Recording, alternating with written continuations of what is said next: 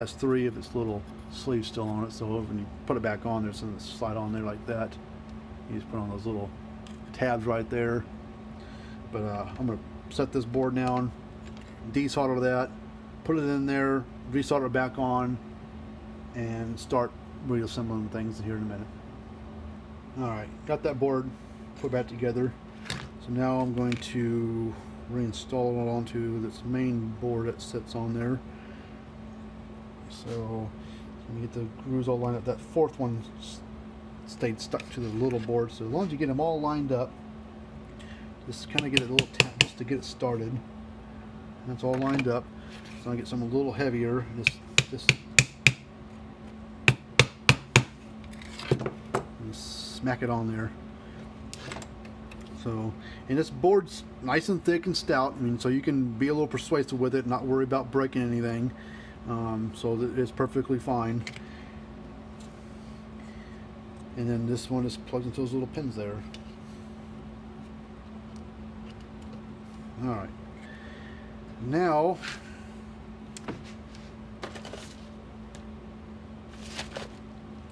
turn the lights on so let's see what the heck I'm doing. Just gonna reinstall everything. So this kind of sits in this little trough there. I'm not sure it's all the way in. This can give it a little push, make sure it's in there. Same with this one. This one popped back up on me.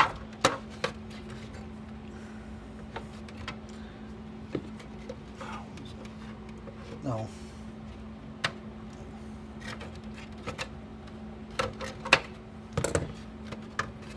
Get in your hole there, sir.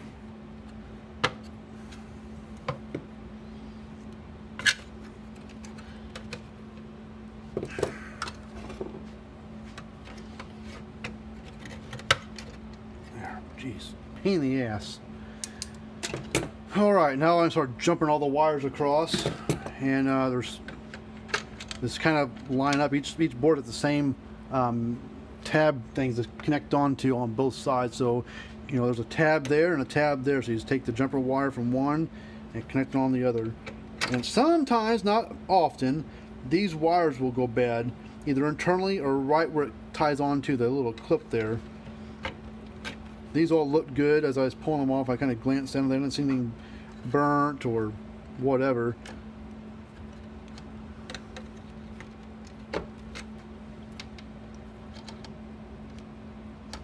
These wires should be fine. And you got this one over here. It goes down there at the bottom there. Basically where it comes off this board, it goes the same spot on the other board.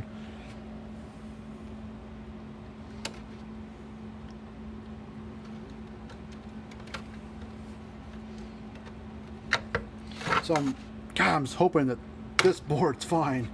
I didn't bother installing it. It looks good. There's not much on that board. Capacitors look good. Dials aren't burnt and broke open. So it is probably fine. Same with that board. I mean, sometimes looks can be deceiving, but we'll hope that the big boards on both the upper and lower area are fine. Reconnect your capacitor. No polarity. Oh yeah, don't forget to not connect your primary wires over here, because if those aren't connected on either one, it'll charge up and not discharge, and you got a whole bunch of charge built up in your capacitors again. You got to discharge. All right, okay.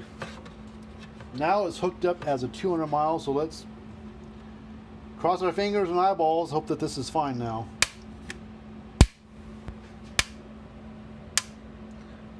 We got some arcing going on. See down here? That terminal's arcing, but oops. That means that jumper wire needs to be replaced.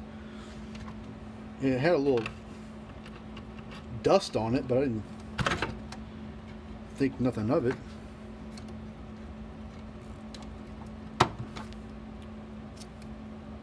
Yeah, can't see on the video, but down inside the little groove here, it's all burnt. And then the tab on this board's also burnt from it arcing. And I'm hoping I can salvage it by just taking a wire brush.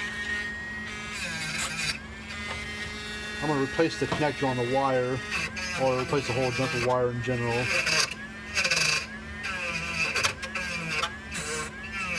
But hey, the good sign is the unit's back working. I need to check the output of it, but other than that, it looks fine. And since this is pretty short wire, you're not going to be able to really cut this. I'll put a new one on because then it'd be too short. So I'm just going to make my own. So this is about that long, so we're going to cut it right about there. And these are just standard 1/4 inch spade connectors that are on these things, just a standard size, nothing, no specialty size. So crimp on a couple. Nope.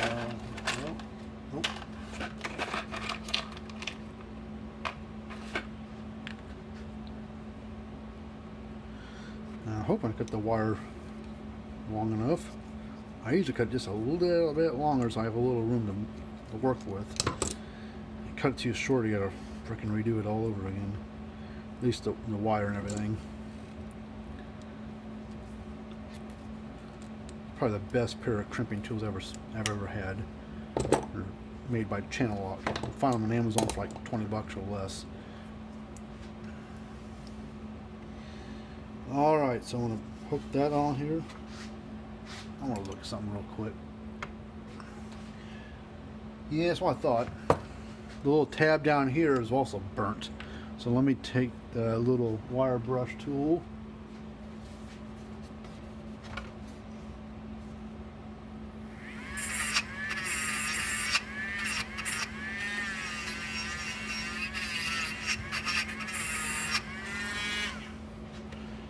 The other one looks okay. Hopefully that will. I didn't see it arcing on the other one, and it looks pretty clean.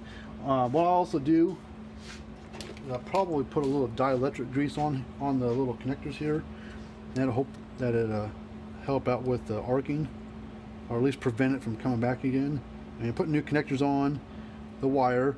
I'm putting a new. I'll clean those up, so that should not do it. So let's put transformer back in place. Has a little groove it sits down in. That's good.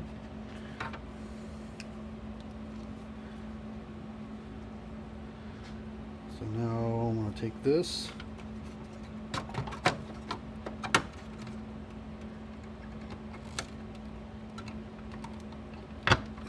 There's one.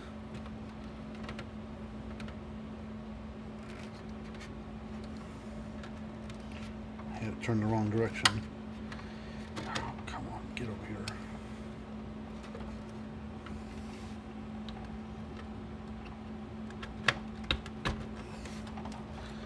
All right.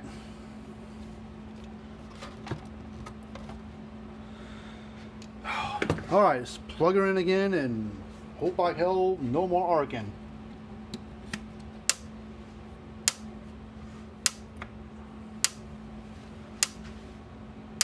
No more arcing. So I believe we have solved the problem on this one. Let's put it back together now. So now you just need to be careful where you touch at. Touch the edges of the boards, you're all right. Touch anything metal or connections anywhere, you're likely to get zapped by the thing. One thing you got to do when you're reassembling these things is there's two wires here and two wires there. There's little notches in this black divider plastic piece that these wires sits down, and if you get it like on top of the ledge there instead of in the little groove, when you go to put your back covers on there, it hit that thing and it won't sit down all the way. So then you got to pull it off and readjust it and put it down in there. So I think we're good, but I'm not gonna this here. I'm gonna hook up my tester. Got long leads on it. I'm gonna hook it up on the terminals underneath.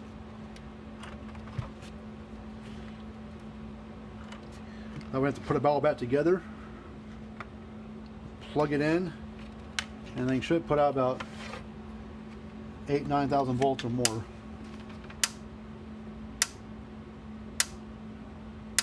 It's in about 9,000 volts.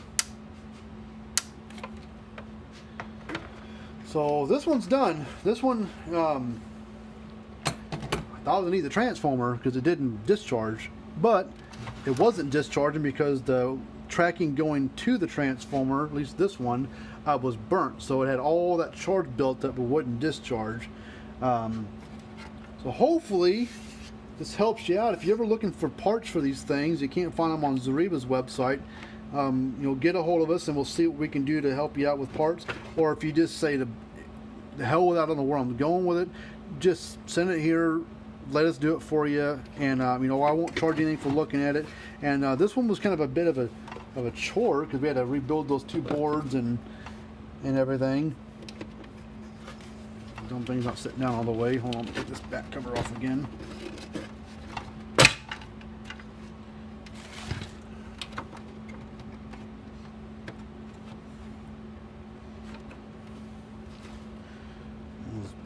Hanging up somewhere. Alright, and you take this board, has little grooves and troughs that it sits in.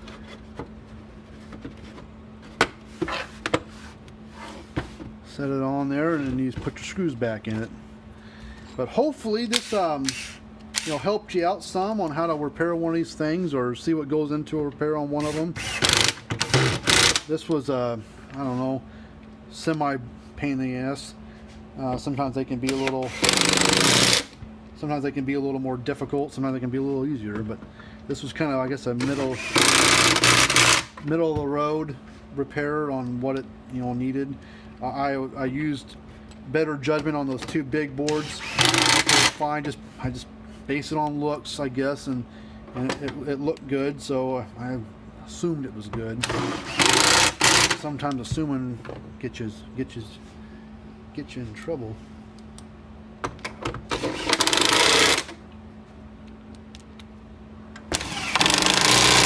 So if you ever need help with repairing one of these, get a hold of us. If you like this video, hopefully it helped you out some. You can like us, like the video, subscribe to the video. I lost one of the screws. I got another one. Subscribe to our channel and stuff. That's the one that's missing. Yeah, subscribe to our channel. We got a lot of videos out there, how to, testing things, ones we fixed, and how to fix, and how they operate, that kind of thing. But this one's good to go now. You can find us on our website, which is fencerfixer.com. It's fencer and fixers both spelled with an F as in Frank. So you can find us out there. And we're located here in the States, but we helped out with all the troubleshooting and repair parts, stuff like that, with people up in Canada and overseas. Sometimes will get a hold of us looking for one of those rare parts that they just can't find. Sometimes we've still got them sitting around and willing to help out somebody that needs a part. We give free quotes and everything that we work on, and we put 18-month warranties everything that we fix. And that 18-month warranty covers the repairs that we've done. Everything else checked out fine. So hope like hell that nothing happens. But if something that we fix part-wise goes bad, we'll stand behind it. We got a 1.5-year warranty that we put on those repairs that we do. And that covers parts and labor on the repairs that we've done.